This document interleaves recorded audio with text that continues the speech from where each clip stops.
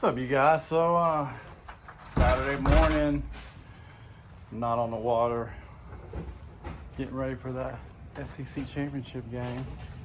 Yeah, I got the flag up. Need to see what we're gonna do before we, uh-oh, what we got? Yes sir. Hey, what's up, Bugga? What we got here?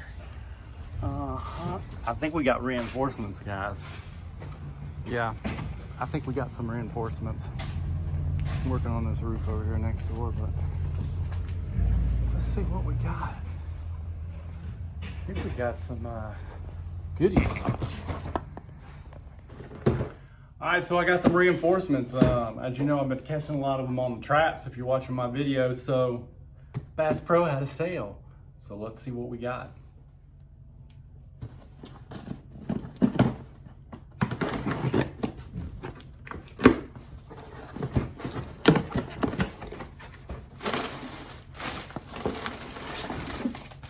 Okay. All of those. So reinforcements are here. All right, a couple things we got. I got some of these Largo shads in a 3-inch, and that's the Tennessee shad color, which is one of the colors I really like.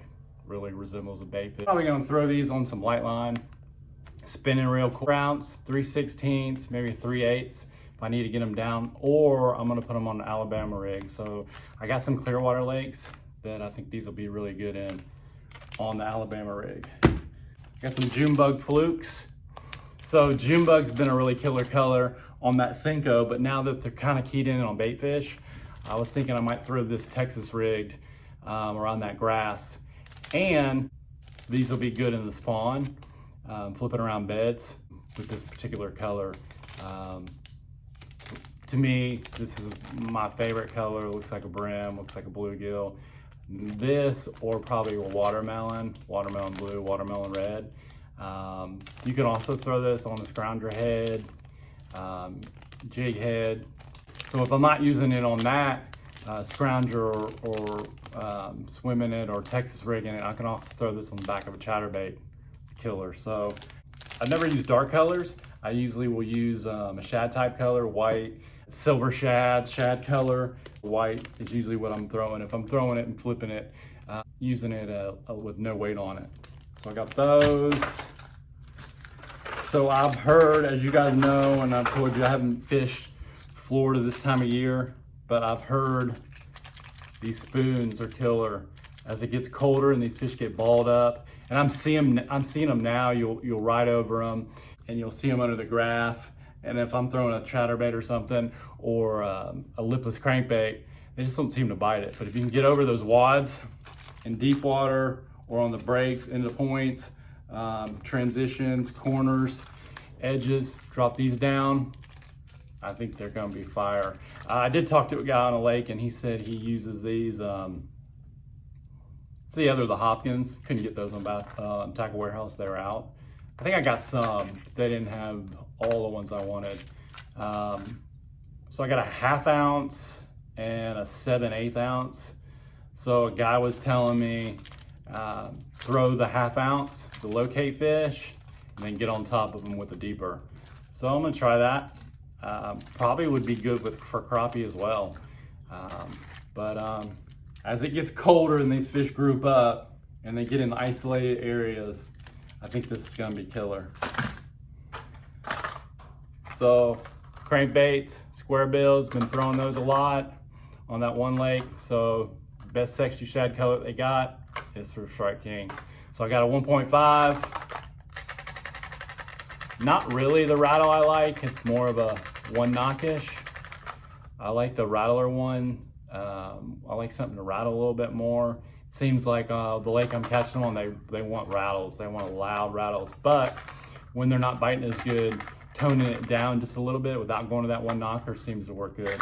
So got another sexy shad, square bill. It's not as big as the 2.5, and it's probably a little bit bigger than those Bandit 100s I've been throwing.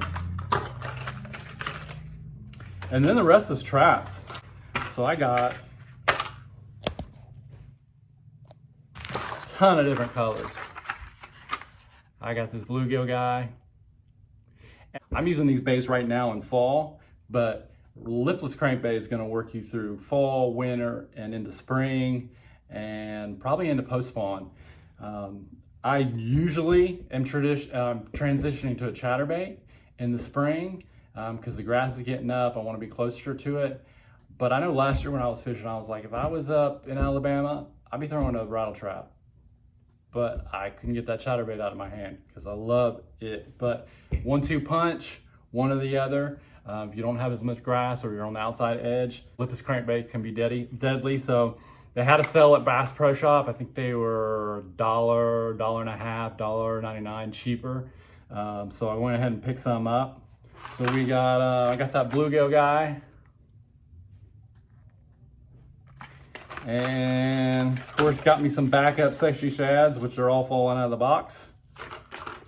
Man, tape your boxes. Leave your boxes now, Strike King. Got me a couple of backups in the sexy shad color. I got a Chartreuse sexy shad. It's got a little more yellow, a little more faded out line, not so distinct, blends out a little bit more, fades out, so it's, there's your sexy, and then you got your Chartreuse sexy. So a little bit more Chartreuse in it. As that water gets dirty, as we get more rain, wind, I think that'll be good. Never thrown this, but you know, everybody swears by chrome in the sun. So I got that chrome sexy. And then I got this, what do they call this? Gold black back. Gold version, deadly in the spring in Florida. You're focusing on crawfish or brim, so that's why I got that. These two I think are going to be big time players in the spring, and they'll have sales probably in the spring, but you know that stuff runs out. And then I got my just your regular chrome blue. A lot of people throw that. Most of the traps I got, I'll probably show you at some point in my box. It's all the original rattle traps.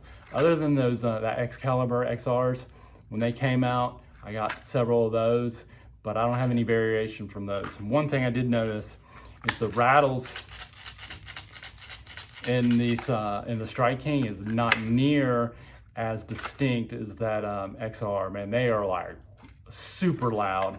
So, and there's days when I switch between the two, and I feel like they bite that the Strike King better. It's a little more toned down, but the primary reason I usually switch to that one is because this is 2.5 inch, ½ ounce, which I don't always like. That's why I like that Excalibur, because it's a little heavier. It's at 5/8 ounce, so it can get a little deeper. But when I get into that shallower water and I'm close to the grass, that seems to bog down more than I want it to if they're not biting on the jerk, so I can switch to that one. This one, Fire Tiger, well documented, well known, springtime in Florida. So Florida, I've caught them good on Chickamauga on that Chartreuse color. On that lake it starts getting dirty. So you got that. These would probably be my 3 springtimes. And I've thrown red in the spring, early spring, and they always, the sexy shad always outperforms the red. Like I have caught nothing on a red, and then I would catch some on this, but chatterbaits seem to be the deal. And then had to get me one of these. I don't know what this little sticker is. We got a Slim 6 OG series, and that can't even see it because of the little sticker on here, on this green gizzard color. They don't really have a sexy shad color. They have that blue back with a yellow, but I don't really like the blue. I like a more of a gray. But I got that to throw. It's a little heavier. Doesn't have a rattle, so that might be key out there around that grass when they're not as active. But I'm looking for those new colors that they came out with last year. I haven't seen those for sale yet.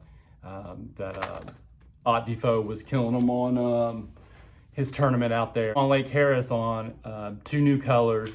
They were more yellow and green, brimish type colors, But that bad boy I think is gonna do work on that lake I'm throwing it. And this is a little, like I said, it's a little heavier. It's heavier than some, it's a 1/2 ounce. So that's key. You know, that Bandit is so light, it's really hard to throw.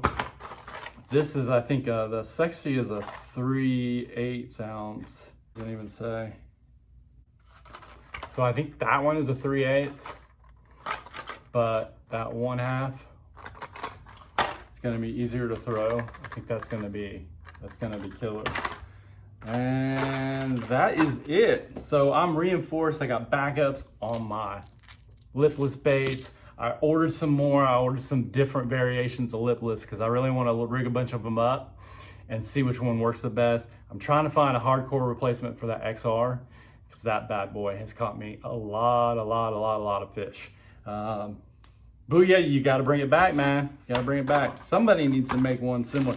If you got one that's just like it, you think that somebody copied it and put it out there, let me know what brand it is because I want to try it. But I got some new ones coming. And that's it, man. That's it. Watch some of my videos, killing them on rattle traps.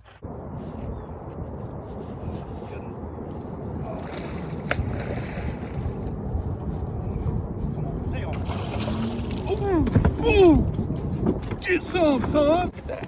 Look at that. Look at that. And its mouth choked it. Another one of the key things I want to say, and I know I've reiterated a lot of this in my videos, but you need to vary your speeds on these.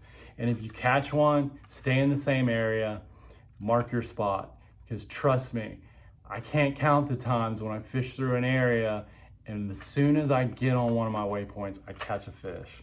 So mark your spots when you catch fish and vary your retrieves. You want to stop and go, you want to slow stop and go, steady slow, steady fast, stop and go pop, and just a pop. And when you start getting bites, repeat that throughout the day. Got some reinforcements, guys, some backups just in case you lose them. Like I said, I have a lot of those rattle traps. They got that long tapered body, the smaller hooks. But I wanted some more of these.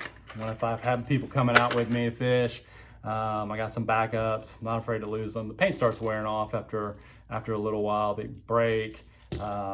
So got some backups. I'm ready to get out there and try some of these baits. So my plan is I got some different variations of rattle traps coming in, and I want to rig them up and see which one works the best.